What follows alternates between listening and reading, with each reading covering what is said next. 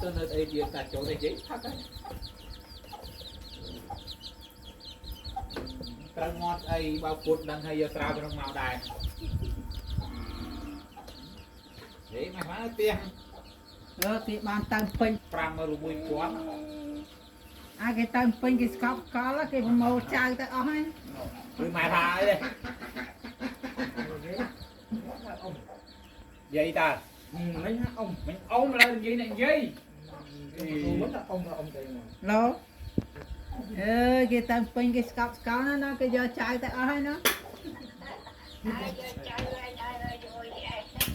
Tiền vô mùi tí đó giờ ta tắt.